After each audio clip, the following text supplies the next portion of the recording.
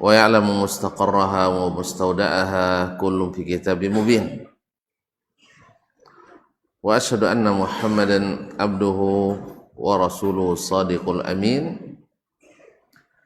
صلى الله عليه وعلى آله الطيبين وأزواجه الطاهرات أمهات المؤمنين وأصحابه الكرام الغر الميامين والتابعين لهم بإحسان إلى يوم الدين أما بعد فأوصي نفسي وإياكم أيها المسلمون بتقوى الله عز وجل فإنه قد فاز المتقون يا أيها الذين آمنوا اتقوا الله حق تقاته ولا تموتن إلا وأنتم مسلمون kaum muslimin, kaum muslimat, al-hadirin wal hadirat wal musyahidin wal musyahidat, jemaah salat maghrib dan insyaallah isya di Masjid Raya Bangkena yang saya muliakan, yang saya hormati, yang saya cintai. Alhamdulillah, bersyukur kita kepadanya atas segala rahmat, nikmat dan karunia-Nya. Kita hadir dalam rangka mencari ilmu, menambah iman, saling mengokohkan, saling mewasiatkan. Mudah-mudahan dalam kebenaran yang dikuatkan. Oleh itu mari kita bersyukur kepadanya. Allah telah memberikan taufik dan hidayahnya kepada kita. Kaum muslimin, kaum muslimat yang dirahmati Allah Subhanahu wa taala, selawat dan salam sama-sama kita ucapkan dan kita doakan untuk Nabi besar kita Muhammad sallallahu alaihi wasallam, untuk keluarganya, anak istri, cucu dan cicit serta keturunannya, serta para sahabat yang dulu setia bersamanya dan para tabi'in yang mengikutinya dengan ucapan Allahumma salli wa sallim ala nabiyyina wa habibina Muhammad wa ala alihi wa sahbihi ajma'in. Kaum muslimin, kaum muslimat yang dirahmati Allah Subhanahu wa taala, kembali kita melanjutkan tentang atau mengaji kitab Adabus Syafi'i wa Manaqibuhu oleh Imam Ibnu Abi Hatim rahimahullah ta'ala. Masih dalam babu ma dzukira min wiladati Syafi'i wa buduwi akhdhihi al-ilmah. Masih bab tentang kelahiran Asy-Syafi'i dan kapan dia memulai menuntut ilmu.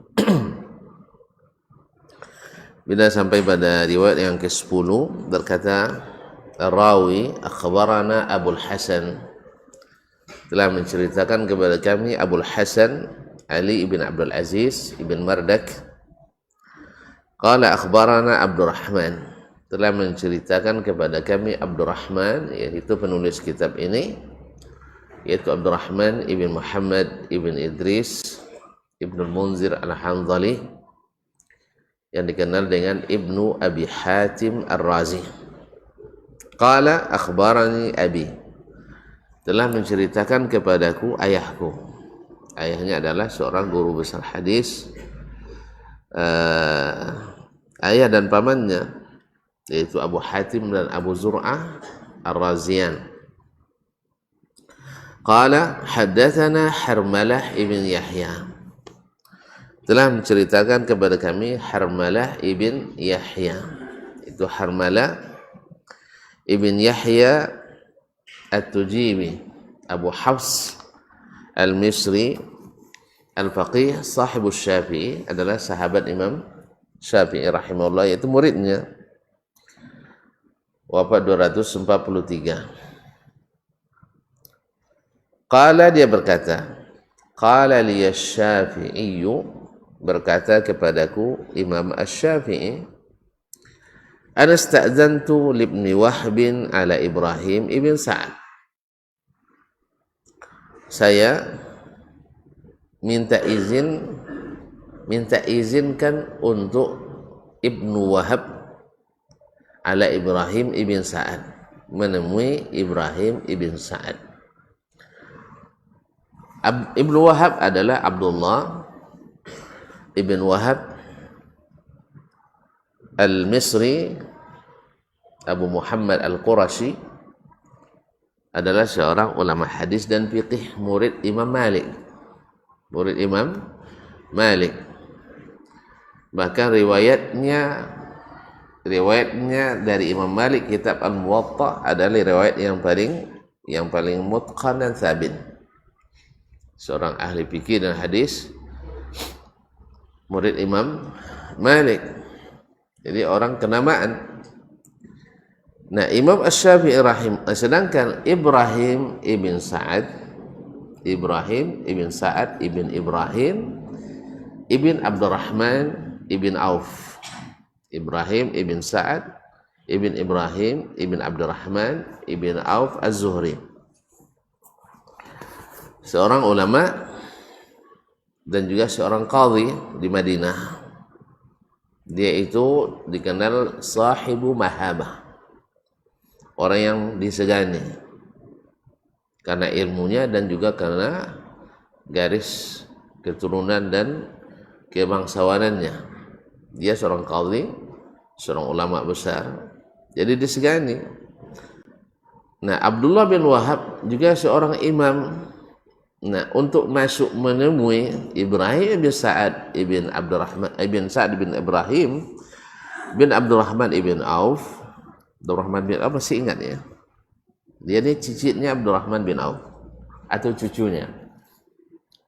Ibrahim ibn Sa'ad ibn Ibrahim ibn Abdurrahman ibn Auf, berarti cucunya ya, cicitnya ya. Coba hitung. Ibrahim anaknya, Sa'ad cucunya, Ibrahim cicitnya. Jadi Ibrahim ibn Sa'ad ibn Ibrahim ibn Abdurrahman bin Auf. Dan Abdurrahman bin Auf kaya tak?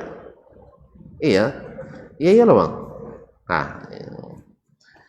Kalau dihitung-hitung infaknya Abdurrahman bin Auf itu, kalau dikonversikan dengan rupiah hari ini, hanya lebih kurang 700 miliar infaknya. Musikin kan? Dia mulai bisnisnya di Madinah dengan modal 0 rupiah, 0 rial, belum ada rial juga tuh bang. Pokoknya tanpa modal. Tapi subhanallah, Allah bukakan baginya pintu rezeki, pintu kekayaan dan juga pintu kedermawanan. Sampai akhirnya beliau bisa meminjamkan ke 1/3 penduduk Madinah, pernah berhutang kepadanya. Dan dari 1/3 penduduk Madinah itu, 1/3 pula pernah diputihkan hutangnya. Ada orang ngadu, sok tahu ayu ni, tak apa ipi mangkuk batu dah, tak apa masuk hutang, acak anda apa je dah. Adalah nak motong deh hujan tahu je nya, acak lah apa lah kaladang hala sambau layu ni kan, so ayu tandem ladang tak je dapat menghasilkan. Biarlah. Kalau merujuk kepada Ibnu Hajar rahimahullah, penduduk Madinah di masa sahabat itu tak kurang dari 4.500 orang. Berarti yang kalau 1/3 berarti 1.500 orang pernah berhutang pada Abdurrahman ibn Auf. Nah, 1/3 dari ibu mati apa bang? 1/3 dari ibu mati 500 orang pernah dimaafkan hutangnya oleh Abdurrahman ibn Auf. Siapa nak lapona mati orang dimaafkan hutangnya? Kalau ada lah. Ha? Cara kalau ndak bayu di akhirat dan kau jauhnya ke ya kan? Kan ya akhiratnya kau jauh diancam di akhirat nah. Kesian senang di akhirat. Patang ada dan ke di pelalawan bertanya. Bau jorosatnya dan maafkannya cuma dan ciri akhiratnya ndak maaf dah. Mana nelok dan setontik tawi atau caklah. Kalau mana nak copek masuk surga tu nak lambik-lambik. Nanti banyak urusan berlambik. Lambik masuk. Kalau nak copek urusannya. Hah? Hah? Iya kalau nak copek masuk jangan banyak urusan. Mana uang nan maribah awak maafkan. Uang nan bau tangkap awak. Tak apa jangan tak ada jangan. Apa masalah? Tidak ada? Tak. Bukan tak maaf sahawa agak terhalang kan ya. Engkungan ada sesuatu nampaknya. Tak ada tulang tak sapi. Tak ada memang ada apa namanya? Syariat siapa? Syariat pun tak abad begini agak sakit sikit. Jadi kalau seorang agak ancak sikit minta maaf. Ini kalau nak banyak urusan lambat masuk dah. Sedangkan kalau nak banyak urusan banyak memaafkan akhirnya insya-Allah nya kan tak sia-sia yang di sisi Allah itu lebih besar daripada yang di sisi kita. Kaum muslimin dan muslimat dirahmati Allah Subhanahu wa taala. Jadi inilah Abdurrahman bin Auf. Nah, di akhir dia meninggal, ketika dia meninggal pun wasiatnya kalau tidak salah berapa sebang? Lupa kan? 1 ekor sapi. 3.000 kambing ya. Baik. Wasiatnya. Berarti wasiat kan tak boleh lebih seperti orang. Makanya uang memotong-motong emas warisannya dia untuk dibagi kepada ahli waris, saya tidak sudah. Saya tidak sudah. Radhiyallahu anhu saat ini. Tapi Imam Syafi'i itu kan masuk Allah. Hebatnya enggak? Alhamdulillah. Kalau misal gini ya, untuk boswo jo bupati misalnya, dan harus melobi muik dan 2 tingkit le bawa dan lah. Ini LC-nya awak, misal doktor kan, abo bisa. Kalau bisa nak masuk bupati misalnya melalui abang misalnya, di situ abang punya kelebihan dari abang. Berarti punya tempat di mata atau di hati orang yang tadi disegani. Nah, Ibrahim bin Sa'ad seperti yang sudah jadi berkumpul padanya kemuliaan jabatan, kemuliaan keturunan, kemuliaan hartawan. Nah, dan ilmu. Sehingga orang segan kepadanya. Nah, Imam Asy-Syafi'i rahimahullah mendapat tempat di hatinya sehingga bisa dia melobikan Abdullah ibn Wahab Al-Qurashi. Padahal dari suku Quraisy juga Abdullah bin Wahab ini, suku tinggi juga. Tetapi Imam Asy-Syafi'i lah yang memasukkannya menemui Ibrahim ibn Sa'ad supaya bisa belajar dengannya. Dan nampak? Jadi memang sejak masih muda pun sudah kelihatan. Yang bone itu nampak juga dari awal. Qala Abu Muhammad Abdurrahman berkata, Imam Ibnu Abi Hatim Abu bisa memberi masukan kepadanya dan punya tempat di hatinya. Hatta sta'dzana libni Wahbin alaihi. Sampai-sampai Ibnu Wahab tidak menemuinya, harus minta tolong pada Imam Asy-Syafi'i rahimahullah. Dzalika fadlullah yu'tihi man yasha. Walaupun Abdul Wahab lebih senior daripada Imam Syafi'i, tapi dalam bab ini Imam Syafi'i lebih berpengaruh. Sebagai mukmin muslim tidak boleh ada hasad di antara kita. Tidak boleh ada iri dan dengki di hati kita. Karena itu merusak amal, merusak diri, merusak hati. Nanti di urusan banyak urusan yang menanti. Qala akhbarana Abu Hasan. Rawi mengatakan lagi telah menceritakan kepada kami Abul Hasan Ali ibn Abdul Aziz ibn Mardak qala akhbarana Abdurrahman telah menceritakan kepada kami Abdurrahman yakni Ibnu Abi Hatim penulis kitab qala hadatsani Abu Abdullah Muhammad ibn Hasan ibn Junaid telah menceritakan kepada kami Abu Abdullah Muhammad ibn Hasan ibn Junaid rafiqu abi fi rihlah itu sahabat ayahku dalam rihlah mencari ilmu, yaitu sahabat ayahku merantau menuntut ilmu. Jadi diriwayatkan dari ayahnya, diriwayatkan juga dari teman dan sahabat ayahnya. Qala sami'tu Amr ibn Sawad As-Sarhi. Saya mendengar Amr ibn Sawad As-Sarhi, salah satu murid fikih Imam Asy-Syafi'i rahimahullah. Yaqulu berkata, Sami'tu Syafi'iyya yaqul, Imam Asy-Syafi'i saya dengar mengatakan tamannaitu minad dunya syai'aini. Saya untuk masalah dunia itu ada dua cita-cita saya. Di cita-cita Imam Syafi'i yang dicapainya dalam masalah dunia ada dua. Al-ilma war-ramyah, yaitu ilmu, yang kedua adalah keahlian memanah. Ilmu dan keahlian memanah.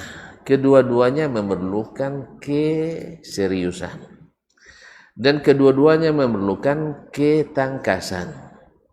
Kedua-duanya memerlukan ketelitian. Kalau tidak teliti, awak nak nembak kaki atau tembak konyang. Kan ya? Sama juga ilmu juga tu. Kalau tidak teliti, awak nak membawa petunjuk, ujungnya menyelesaikan. Makanya dalam ilmu juga wajib teliti. Sebagaimana memanah juga mesti teliti. Ini kalau bezo, kalau kono kaki bang, umumnya tidak baci lah. Tapi kalau konyang, nah itu. Padahalnya rencana untuk mengambil pelajaran, tembak kakinya kan, ada jelahi di pelajaran. Tak dong kapolo, kono konyang. Bawa aja. Tak ganti jadi. Nah, ambil pelajaran jadinya. Itu kaum muslimin muslimat dirahmati Allah. Ilmu juga seperti itu. Jadi saya menginginkan untuk masalah dunia ini ada dua hal. Satu, al-ilma. Dua, ar-ramyah. Ilmu dan keahlian memanah. Fa inni usibu fa amma ar-ramyu fa inni usibu min asyratan. Adapun keahlian memanah, alhamdulillah dari 10 kena 10. Berapa jarur? 10 kono 10. Dia pandai tu? Anda nyuang kira apa? Dan lah mana ditanya doang tentang satu pertanyaan nilai satu. Sudah itu tanya lulusnya enggak lulus lah. Iya. Tanya sodo satu pertanyaan tentang al-sunnah atau tidak. Lulus dunia. Topik jawaban ke satu itu. Sudah itu lulus. Tidak joleh manhaj sudahnya. Ada apa aja. Ini lah joleh satu nilai tapi tidak lulus. Apa jaru Pak? Hah? Apa jaru kalau satu nilai tidak lulus apa? Apa pun ragu Pak? Hah? Mumtaz. Ya dong kadang-kadang itu lulus tapi tidak lolos. Itu aja. Lulus tapi tidak lolos. Ibarat istilah wawang apa namanya tes lulusnya, tes tidak lulusnya. Bisa aja kan? Ada dalam bab tertentu tidak bisa lulus dengan tes saja, harus dengan tes. Ada? Tidak ada Bang. Banyak ya. Allah musta'an. Jadi yang kadang-kadang legal pun jadi ilegal, yang ilegal pun jadi legal, yang halal jadi haram, yang haram jadi halal. Semoga Allah melindungi kita. Ma'asyiral kiram yang dirahmati Allah. Jadi dia dari 10 sasaran, 10 kena. 10 anak pernah dilepas, seluruhnya menepati sasaran. Allah. Belajar panah lah Bang. Awak dari 10 setengah nak kau ni dia. Ya. Sekarang nak kau ni. Jadi kurang, memang perlu ketangkasan. Kan ilmu ketangkasan itu. Sambil kuda, sambil berlari, semuanya kena oleh beliau. Rahimallahu al-Imam Asy-Syafi'i rahimahullah. Wal ilmu fama tarawun. Adapun ilmu seperti yang kalian lihat. Dia tidak menyebutkan bahwa saya dapat 10 enggak. Tapi seperti yang inilah, nilailah sendiri. Apapun nilai dia Bang Imam Syafi'i. 10 juga. Pemua Bang nilai berapa? Tapi nilai lulus. Lulus ya? Lulus tapi tidak lolos. Di sebagian tidak. Tadi anda baca di muqaddimahnya ini ada seorang yang alim tetapi fanatis butanya luar biasa. Ya. Jadi seperti kata sebagian ulama seperti Abdurrahman bin Yahya al-Muallimi, dhalla ala ilmin. Sesat karena dalam keadaan berilmu. Ada orang yang berilmu sesat, Bang. Apa sebab, Bang? Tapi ilmu itu menjadi petunjuk, masa tersesat? Lupa gaji diri potong. Orang tersesat karena dua. Satu, karena tidak berilmu. Dua, karena tidak mau. Dia tahu tapi tidak. Ulang lihat, Bang. Orang tersesat karena dua hal. Satu, karena tidak tahu. Sah? Itu pasti sah. Ya enggak? Dia enggak tahu itu tapi dibuat juga. Yang kedua, karena enggak mau tahu. Apa maksudnya? Dia tahu tapi enggak mau mengikutinya. Jadi sampai orang seperti Abdurrahman bin Abi Hatim penulis kitab ini tidak ada yang selamat daripada lisannya. Disebutnya orang yang pokoknya jadi ikut ini nyanyi. Sosok akidah jelas. Bahkan Imam Syafi'i pun tak selamat dari lisan. Lara gulonya dengan Imam Syafi'i dari suku Quraisy, apalagi dari Ahlul Bait. Apa sebab? Dia banyak tidak sesuai jadinya. Jadi kalau tidak sesuai jawab pasti salah. Itu masalahnya. Kalau tidak sama dengan kita mesti sesat. Rumusnya apa? Apa tidak sesuai Imam Syafi'i? Tidak sesuai jawab. Apa tidak sesuai Ibnul Qayyim? Ini tidak sependapat jawab. Kalau ini yang jadi patokan, ya ini apa namanya? Tidak masuk. Pula kaji tidak masuk. Walaupun terbang tetap kambing. Walaupun terbang tetap kambing. Tetap kambing walaupun terbang. Anzatun walau tarat. Anzatun walau tarat. Pokok kambing je. Walaupun terbang. Terkadang kisah lah. Lain kan? Nya basi koi, basi tagang tan jawu nampak hitam dan jawu dan. Apa yang dunia? Kambingnya nang sangkan. Anda itu gagak rumahnya. Amu sopo dapik kata sopo topik ini dapik. Apa nombor? Taruhan hadiah. Joko-joko kene, tahu bang barang doh. Ndak mau bayar. Pokok tetap kambing walaupun tahu bang. Akhirnya adalah terjadilah tersebutlah kisah kambing terbang. Kalau lah itu tak mau kaji, tak bisa ngaji itu. Berhebat, tak kena mau kadar. Ini apa sebab? Ini tak sama jawab, mesti salah. Allah Ustaz. Jadi subhanallah ada orang yang tersesat karena ilmu. Apa sebab? Enggak mau mengikuti ilmu. Akhirnya dicari celah sekecil apapun untuk merusak yang bersih itu. Yang namanya celah mesti dapat. Yang namanya salah mesti ada. Kalau enggak namanya manusia. Kecuali Sayyidina Muhammad sallallahu alaihi wasallam. Taib, berkata beliau perawi, akhbarana Abu Hasan, telah menceritakan kepada kami Abu Hasan Ali bin Abdul Aziz ibn Mardak, qala akhbarana Abdurrahman, telah menceritakan kepada kami Abdurrahman itu Ibn Abi Hatim penulis kitab, qala haddatsani Abu Bishr, telah menceritakan kepada kami Abu Bishr ibn Ahmad ibn Hamad Ad-Dulabi penulis kitab Al-Asami wal Kuna atau Al-Asma wal Kuna. fi tariqi Mesir, di jalan menuju Mesir, di dalam perjalanan. Qala haddatsana Abu Bakar ibnu Idris, telah menceritakan kepada kami Abu Bakar ibn Idris, Warraqul Humaidi, yaitu tukang salin kitab Al-Humaidi, itu tukang salin kitab Al-Humaidi. Kalau sekarang apa namanya? Juru tulis ya, asisten ya, asisten nama. Ini adalah asisten makan siang nih Pak. Asisten kan banyak, asisten 1, asisten 2, asisten 3. Kalau tukang tulis asisten berapa? Sabulah tukang tuli. Iya Pak ya, kan tukang tuli. Nah, ya dulu ada rektor di salah seorang rektor dulu di Malang tuh. Jadinya kalau makan siang kan ada jatah di band kayak cleaning service-nya, office boy-nya. Nah. Kamu nanti kalau ditanya orang kerja di mana, bilang di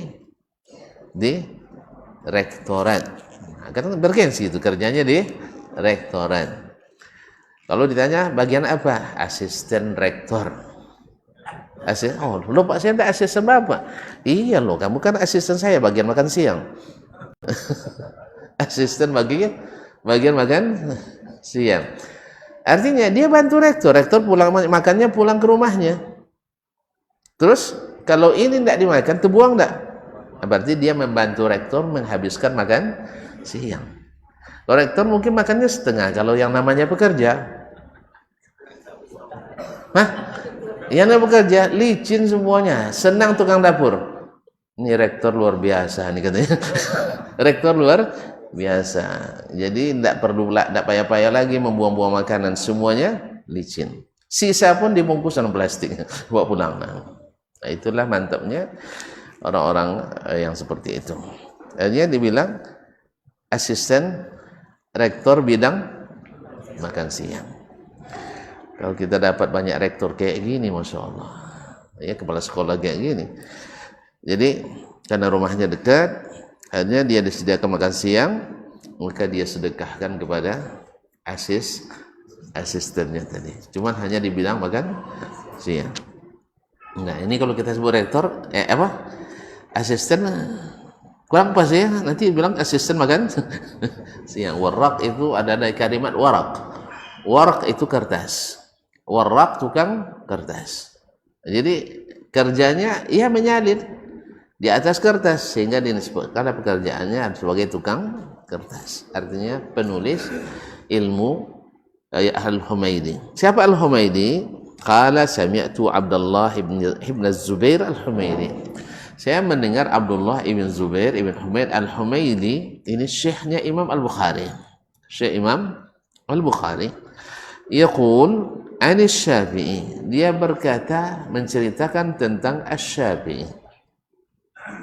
Qala, Imam Syafi'i berkata, walitu bin Najran, saya ditunjuk menjadi wali di Najran. Di Najran daerah selatan Jazirah Arab. Wa biha Banul Haris wa Mawali Thaqif. Di situ banyak penduduknya dari Banul Haris dan dari Mawali Thaqif, yaitu orang-orang yang bersekutu dengan Bani Thaqif. Thaqif itu kan banyaknya di Taif. Keturunannya dari Taif, dari keturunan Al-Kilabi. Fajama'tuhum, lalu saya kumpulkan mereka. Faqultu, saya katakan, ikhtaru sab'ata nafarin minkum. Tolong pilih 7 orang dari kalian. Faman addaluhu kana adlan. Siapa yang direkomendasikan oleh ketujuh orang ini, maka orang ini adil, artinya diterima kesaksiannya. Wa man jarrahuhu kana majruhan. Siapa yang oleh mereka tidak direkomendasikan, ditajrih, maka dia adalah majruhan, tidak terima kesaksiannya. Azan tuh Bang. Ya, kita dengar azan dulu, kita selesaikan selepas azan.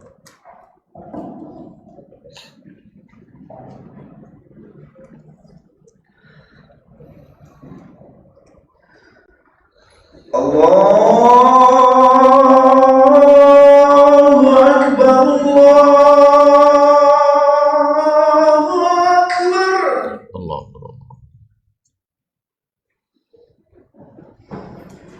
Allahu Akbar,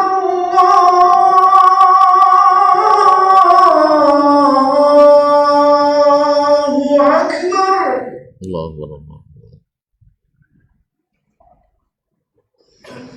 Asyhadu an la ilaha illallah. Asyhadu an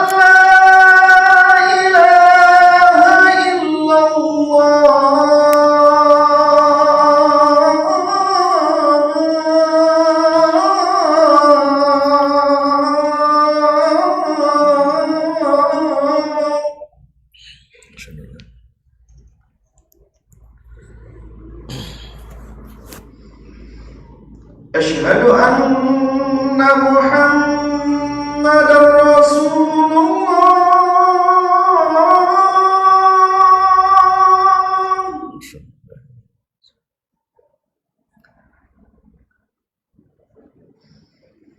Asyhadu anna Muhammadar Rasulullah.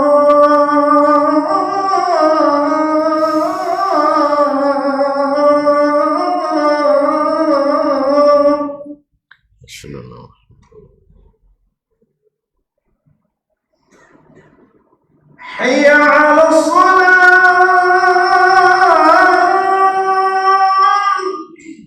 La hawla wala quwwata. Hayya 'alas salat.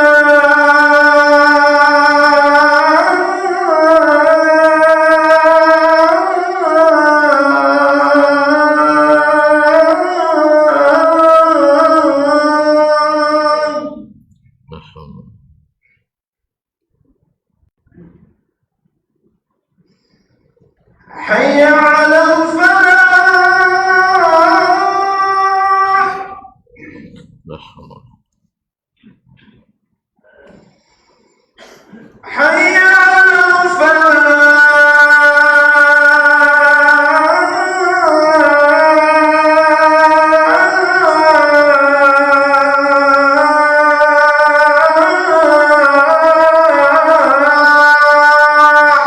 La hawla. Allahu Akbar, Allahu Akbar. Allahu Akbar. La ilaha illallah.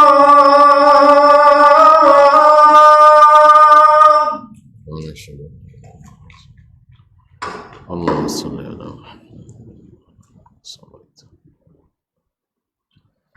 Allahumma rabb hadhihi as-salati al-qa'imah.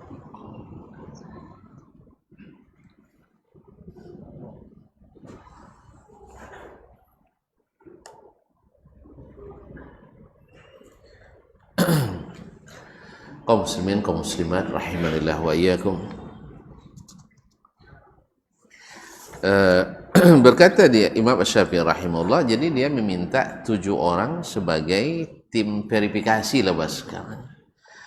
Tim untuk menentukan si fulan dan si fulan diterima atau tidak kesaksiannya. Tanggung-tanggung 7 orang. Imam Asy-Syafi'i jadi qadhinya. Taib, faman addaluhu kana adlan. Kalau ketujuh-tujuhnya mengatakan dia adil, artinya adil itu orang yang istiqamah agamanya, bisa dipercaya perkataannya, berarti boleh jadi saksi. Makanya ada istilah nanti di sebagian perawi disebut dengan al-mu'addil. Nah, berarti maknanya dia pernah menjadi bagian verifikasi saksi-saksi. Apa istilahnya pengadilan sekarang? Nggak tahu. Ya, ini diterima, kesaksian ini tidak. Kalau kita pada seleksi administrasi aja ya, enggak. Di Imam Syafi'i sudah menerapkan itu. Sebanyak 7 orang tim. Fajama'u ilaihi sab'atan minhum, lalu mereka mengumpulkan kepadaku 7 orang dari kalangan Bani Haris dan Mawali Thaqif. Fajalastu lil hukum. Lalu saya mulai menjalani tugas saya sebagai hakim. Faqultu lil khusum, saya tanyakan atau saya katakan, perintahkan kepada orang yang bersengketa. Orang yang bersengketa. Taqaddamu, silakan maju. Fa idza syahida syahidani indi, apabila ada dua orang saksi bersaksi di depanku, iltafattu ila sab'ah, saya menoleh ke yang 7. Tim 7. Ada tim 7, ada tim 9, tim 6. Iltafattu ila sab'ah, saya menoleh kepada yang 7 tadi. Fa in addaluhu kana adlan. Kalau mereka katakan iya, artinya adil, maka dia dianggap adil.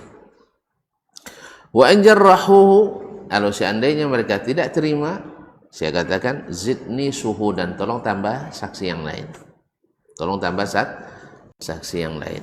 Itu biasa dalam hukum. Dulu Umar bin Abdul Aziz rahimahullah, sewaktu beliau masih jadi Amirul Madinah, jadi gubernur Madinah, beliau terima kesaksian satu orang. Satu orang jadi saksi di Madinah sudah cukup bagi Umar bin Abdul Aziz. Ketika beliau diangkat jadi khalifah, pindah ke Damaskus. Damaskus di mana? Di Suriah, di Syam. Beliau tak terima kecuali minimal 2 orang saksi. Lalu ditanya, loh kok beda Amirul Mukminin? Di Madinah dulu 1 cukup, di sini mesti 2. Dia bilang alasannya, inna ahlal madinati alal istiqamah. Orang-orang Madinah itu orangnya lurus. Kayaknya sampai sekarang masih ya? Masih ya? Hah? Selesai kan? Sembarang nuduh.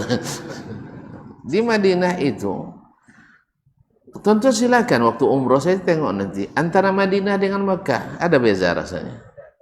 Beza rasanya. Adalah beda. Rasanya sudah beda antara Mekah Madinah, pada dua-dua tanah suci. Makanya saya pun merasa, kalau tuan tidak merasa, saya merasa kok. Nah, saya kan 15 tahun masa tidak percaya dengan rasa yang saya rasakan. Hah? Pasti apa yang kau rasakan, kurasakan juga. Nah, ini bicara kita tentang orang-orang yang ini beragama ya. Kalau orang-orang yang orang-orang yang tidak beragama, yang tidak peduli, itu lain hal. Sejak zaman Nabi juga ada kaum munafikin. Nah, ini bicara tentang orang-orang yang beragama, yang istiqamah. Di zaman Umar bin Abdul Aziz, itu ahlul Madinah alal istiqamah, kata beliau. Ahlus Syam beda. Mafhum mukhalafahnya kan tahu kita. Jadi Syam agak sedikit masalah. Karena kalau baca sejarah Imam An-Nawawi misalnya rahimahullah, beliau hidup kan di abad ke-7, wafat 676 atau 676. Beliau tidak mau makan kecuali dari makanan yang dikirim ayahnya dari Nawa. Padahal jauhnya lumayan, sekitar hampir 80 kilo. Di masa itu lama kan? Dari Kuok ke Pokan. Masa itu lama. Tapi dia selalu menunggu makan, tidak mau makan di kota. Apa sebab? Kota banyak syubhat. Itu di masa dulu. Jadi Umar bin Abdul Aziz dulu di Madinah 1 saksi cukup, tapi sampai di Syam mesti 2 atau lebih. Jelas ya? Nah, Imam Syafi'i rahimahullah ketika jadi dia hakim di Najran, dia pakai tim bahwa orang ini terima atau tidak, karena dia orang sana, mereka itu orang sana, dan itu kan tidak dipilih, tidak dikirim kecuali memang orang yang punya kemampuan dan keahlian untuk itu. Al-mu'addilin. Maka bila saksi tadi tidak ditakdil, tidak direkomendasikan oleh tim 7, maka Imam Syafi'i katakan tambah lagi saksi yang lain. Ini tidak cukup. Jelas ya? Jadi hakim bisa saja tidak bisa atau tidak menerima saksi yang ada. Itu hak hakim. Kalau dia ragu dengan kesaksian ini, maka diminta saksi yang lain. Baik. Falamma ataitu ala dhalik, ketika saya melakukan itu, wa ja'altu usajjilu ahkum, saya pun mencatat dan memutuskan hukuman. Jadi Imam Syafi'i rahimahullah juga walaupun dia hafiz tapi dia tetap mencatatkan, meregistrasi bahasa sekini ya. Nah, fanadharu ila hukmin jarin, lalu mereka melihat hukum yang akan berlaku. Qalu, lalu mereka pun berkata, inna hadhihi ad-diya wal amwal allati tahkumu alaina fiha laysat lana. Ini harta-harta dan tanah-tanah, aset-aset tanah yang engkau kalahkan kami dalam kasus ini, kan dihukum ini kalah, ini menang. Dia bersengketa antara harta dan aset-aset. Lalu ketika mereka melihat bahwa nampaknya Imam Syafi'i membuat mereka pihak yang kalah dalam pengadilan, akhirnya mereka mengatakan ini harta-harta yang kami atau yang menurut mereka diambil dari kami secara hukum ini, laisa lana, ini bukan milik kami, bukan milik kami. Innama hiya li Mansur Ibnul Mahdi. Akhirnya memakai nama pejabat tinggi lah. Paham tak? Paham tak? Atau tak paham esok? Kalau dipotong gini kan jaga pikiran lah, nak azan nak qamat lah kan. Tadi ketika mereka mengajukan perkara, mereka percaya diri mereka akan menang, sah? Ketika menggugat, sah? Tapi setelah melihat gelagat bahwa hakim akan memutuskan bahwasanya mereka pihak yang kalah, apa cara oleh? Nah, termasuk decking, decking atau backing? Deckingan, D ya, B. Kalau wasong kinang D. Taib. Opola nama backing atau decking. Apa yang harta ini Pak Hakim? Ini bukan milik kami sebenarnya, tapi milik Pak Mansur. Tahu Pak Mansur? Hah? Pak Mansur bin Pak Mahdi. Tahu? Iya, tahu Pak Mansur. Makan surang bukan. Bukan manang surang. Al-Mansur, nah itu bahasa je lain lah, bos kata isu je lah. Tahu ya nah. Al-Mansur adalah Abdullah ibn Muhammad ibn Ali ibn Abdullah ibn Al-Abbas Al-Hashimi. Ala jole? Alun jole. Ini nama apa kan? Siapa yang nyuruh? Hah? Adalah pendiri dan sangat senang dengan para ulama, khususnya para penyair. Ada kisah, dikisahkan tak? Biar tahu siapa orangnya. Penyair, bulan pujangga. Apa yang dia lakukan? Dia buat sayembara. Siapa yang bisa mendatangkan syair yang tidak saya hafal, saya berikan hadiah baginya emas seberat meja tempat dia menuliskannya. Kalau ditulis di kertas 1 kilo, berarti hadiahnya emas 1 kilo. Kalau ditulis di batu 10 kilo, berarti emasnya besar tak hadiahnya? Besar ya? Mengiler kita dengarnya ya. Kalau sempat kita Pak Bupati sekarang bikin hadiah para penyair pantun misalnya, yang tak hafal oleh beliau, lalu dapat hadiah seberat itu emas, mau tak kita bikin pantun? Walaupun pantun jenaka kan, asam kandis, asam gelugu, ketiga asam riang, nah itulah, menangis badan di pintu kubur, tengok badan tak sembahyang. Nah, ya saya masih hafal mau. Pantun SD, pantun pertama dalam hidup kita kayaknya itu. Jadi siapa yang bisa bawa syair, qasidah yang tak saya hafal, maka dia dapat hadiah seperti itu. Nah, dia ini masalahnya sekali dengar langsung hafal. Jelas? Tidak cukup itu saja. Dia punya seorang hamba sahaya, budak, pembantu di istananya, laki-laki yang belum, anak remaja, belum balik juga. Anak remaja, bujang-bujang tanggung lah ya. Bujang tanggung. Ada seorang gadi-gadi jaga. Kada banyak anda paham, pernah paham enggak? Antum milenial sih. Iya, mana paham. Gadis-gadis tanggung, nah itulah. Anak BG. Yang laki-laki bisa hafal 2 kali dengar. Yang perempuan hafal 3 kali dengar. Nah, dengar hadiah yang besar seperti itu, para penyair belum boleh mengubah syairnya. Kadang-kadang ditanya sama orang tidak mau pula nunjukkan kan supaya dia dapat. Kadang bermalam-malam dia ngubah syair sendiri ya supaya jangan diketahui oleh orang lain kan, nanti orang yang dapat. Sampai di depan Abu Ja'far Al-Mansur rahimahullah dibacakannya.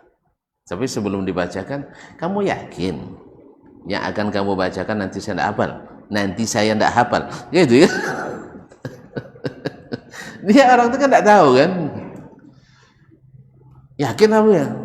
Ini tidak pernah digubah oleh seorang pun penyair dari sejak zaman jahiliyah pun tidak ada. Saya sendiri yang benar, bukan plagiator, plagiasi, tidak. Oke, silakan.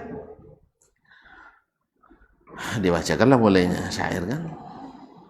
Misalnya, apa syairnya antum? Ya man ghadawtu bihi fil nasi mustahiran qalbi yuqasi alaikil hamma wal fikra. Dibacakan mungkin 50 bait ya, 50 baris. Apa kata Abu Ja'far Mansur? Itu saya sudah hafal. Saya sudah hafal. Dia semua sekali dengar hafal kok. Lalu dibacakannya, yang pejangga ini heran, ya Amirul Mukminin demi Allah kan, jangan bersumpah katanya. Jangan bersumpah, dengar dulu. Saya sudah hafal katanya. Lalu dibacakannya. Berarti yang 2 tadi di sebalik sitar itu mendengarkan. Yang anak muda tadi kan yang laki-laki 2 kali dengar langsung hafal. Yang perempuan 3 kali langsung hafal. Akhirnya heran dia, tidak mungkin Amirul Mukminin. Ini kenyataan. Kamu ingkari kenyataan ini. Dibacakan selesai. Ada yang salah saya baca tadi? Tidak katanya. Tapi tidak ada tapinya. Kalau kamu tidak percaya, bukan saya sendiri, saya panggil lagi orang lain, kamu tak? Dipanggilnya, ya Gulam, pura-pura manggilnya jauh kan, Gulam, ta'al. Ya Amirul Mukminin, sini. Lalu dia bilang, ini dia hafal pula kan, dia 2 kali dengar. Hal alimta syi'ran sadru kada. Lalu dia bacakan, ya man ghadawtu bihi fin nasi mustahiran qalbi yuqasi alaih. Apa ya Amirul Mukminin? Coba dibacakan, dibaca lagi dia sampai sampai selesai. Tambah bingung lah itu penyair tuh. Kalau tidak cukup, saya masih punya yang lain lagi. Bahwa ini memang sudah kami hafal. Panggil lagi yang perempuan tadi, kan sudah 3 kali dengar dia. Ambil. Ya apa? Ya jari ya. Mari sini. Kamu hafal enggak? Syair awalnya begini. Oh hafal Amirul Mukminin. Akhirnya apa? Pusing 7 keliling itu penyair. Tidak ada satu pun yang lulus. Sebanyak itu penyair di Baghdad, tak satu pun yang lulus, baik yang jemaah lokal maupun jemaah impor. Ya, tak satu pun yang lulus. Artinya yang pendatang maupun yang asli tempatan. Sampai datanglah yang disebut dengan muhadditsus syu'ara wa syairul muhadditsin. Dia waktu sedang musafir, dia biasa berkelana ke kampung-kampung cari bahasa Arab. Sampai tentu mereka kan punya nadi juga, punya apa namanya, tempat ngumpul para penyair. Apa istilahnya itu? Asosiasi lah ya, lebih kurang bahasa sekarangnya. Dia balik ke situ markasnya, didapatnya orang pada lesu semua. Ba'ajar, kenapa kalian? Lalu mereka bercerita, sejak kau pergi kami dikerjain sama Abu Ja'far Al-Mansur. Iya, dia buat sayembara, hadiahnya besar, mewah, cuman tak satu pun kami yang lulus katanya. Lalu dia gimana ceritanya aja gimana? Al-Asma'i, kalau ndak pinter ndak namanya Al-Asma'i. Ini masalah ada rahasia ini. Ada rahasia. Tenang kawan. Insya Allah gaji kalian akan turun kembali. Karena seluruh insentif sudah ditiadakan oleh Amirul Mukminin. Tentu tahu para penyair di masa-masa dulu itu orang yang paling banyak penghasilannya. Asal pandai memuji, banyak dapat. Kadang-kadang sekali pemberian 1.000 dinar, masya Allah, sekali syair. Kayak artis sekarang lah. Nggak kayak ustadz, kayak artis. Nah, makanya banyak ustadz yang niru-niru artis supaya banyak. Jadi kaum muslimin dan muslimat dirahmati Allah, datang Al-Asma'i tapi tidak membuka, dia seorang musafir, dia dari Mausil dari Baghdad cukup jauh, dia memang orang Mausil tapi tinggal di Baghdad, sehingga ketika ditanya oleh Amirul Mukminin, Anda dari mana? Saya dari Ardul Mausil, dari Mausil.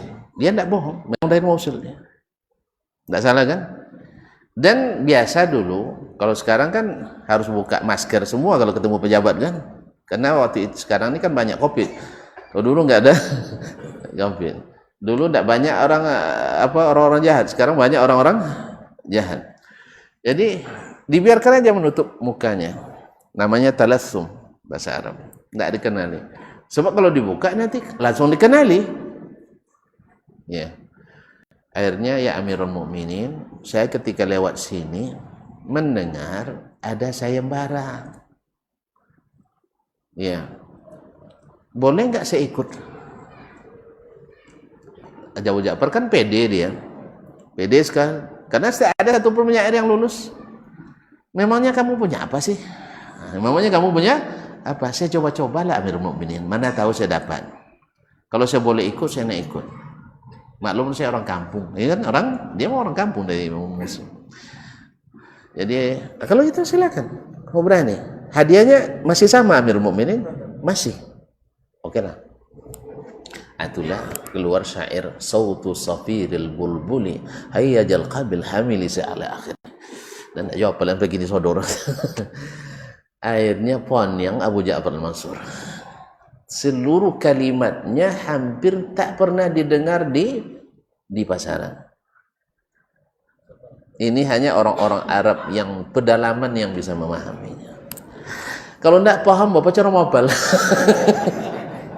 Makanya kalau mapal, tidak mungkin tidak paham lah. Jadi mau cara mapal, akhirnya tabasonnya orang. Tidak dapat ada kan? Nak coba je tu ada panggil dan jantan tadi. Ya, coba. Ya gulam, ta'al sini. Kamu hafal enggak syair begini? Ya Amirul Mukminin hafal, coba deh 2 bait dia saja. Selebihnya enggak dapat lah. Bongi kan. Pengen kena nak garanti yang mereka. Panggil yang produksi jenis itu juga. Yang produksi 3 kali mau hafal kan? Akhirnya gagal lah.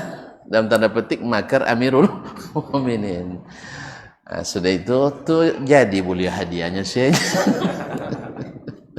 Lainnya abu kau mai sairang lu di mana tulinnya. Kon tak maaf Amirul Mukminin. Ketika yang mati potong. Di antara warisan ini mendapat dan batu pualam. Tiang dari batu pualam. Tak boleh bawa Amirul Mukminin perlu sampai tentara Kopassus tu mangkit. Sampai orang tentara Kopassus untuk mangkit. Kopassus apa ke kota Nangkit tentu dajinya. Hah? Dan padang sabut sih kemal atau ceramah di suatu daerah dulu tanya ke Pak Dandim kan. Kalau tentara apa maksimal tolong mangkit dapatnya 250 kilo.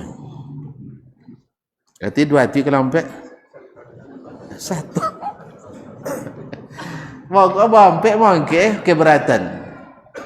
Tapi yang namanya Amirul Mukminin pemerintah kalau sudah berjanji pantang tak memberi kan ya. Pemerintah kalau berjanji pasti ditepati. Tak mungkin, sebab ini harga diri. Kan janji kan? Ya, mesti ditepati. Nah, akhirnya bawa ke depan mukminin, ditimbang. Habis sudah devisa negara. Habis semuanya.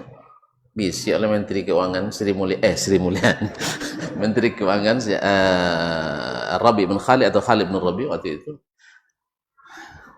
Bapak wajahnya, Bapak wajah. Habis sudah. Akhirnya nengok nang panian-panian besok-besok kedengaran Menko Ekonomi itu kan, Menteri apanya Al-Asma'i bukan. Wah, angsayongnya. Iya Amirul Mukminin. Jadi kojong je kawan-kawan dolenya.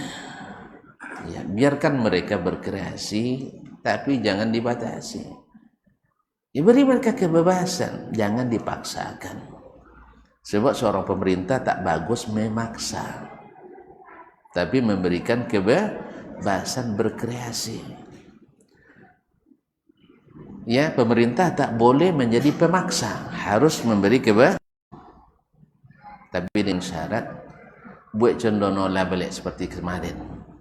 Siapapun penyair yang kasih 1.000 dinar kan tak berapa banyak kan? Dikasih ini sekian dulu. Ini tidak habis seluruhnya. Tidak mungkin. Akhirnya alhamdulillah dia serahkan seluruhnya kepada negara kembali. Begitulah ulama-ulama itu yang sebenarnya. Dia ulama-ulama itu paling setia kepada negara. Yang salah paham. Jangan justru ulama dituduh tidak setia. Sebab manusia-manusia itu diterangi oleh ilmunya para ulama. Dan Al-Asma'i adalah salah satunya. Namanya Abdul Malik ibn Quraib Al-Asma'i. Nampaknya waktu berlalu. Insya Allah kita jelaskan pada pertemuan yang akan datang. Nah, cukup ya kisah Imam Syafi'i ini. Jadi sampai pada mereka akhirnya memang menyamakan, mengatasnamakan itu milik pejabat dengan harapan Asy-Syafi'i akan merubah keputusan hukum. Tapi apakah dirubah? Kita tunggu saatnya, saat pengumuman. Seperti Tuan Lama menunggu pengumuman vonis hukuman yang terjadi hari ini. Insya Allah. Tapi begini bukan dari Imam Syafi'i, dari kita, waktu kita yang sudah mungkin tak memungkinkan lagi. Insya Allah kita sambung pada pertemuan yang akan datang. Ya Pak.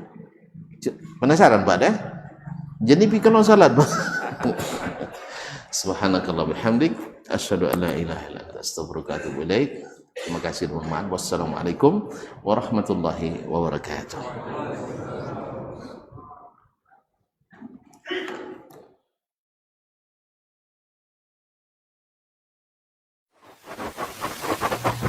Barometer amal kita saleh tak salehnya di salat kita. Bila salat kita ikhlas dan sesuai dengan sunnah Nabi SAW, maka insya Allah amalan yang lain. Ini aktivitas ini membantu saya di akhirat atau akan menyulitkan saya di akhirat.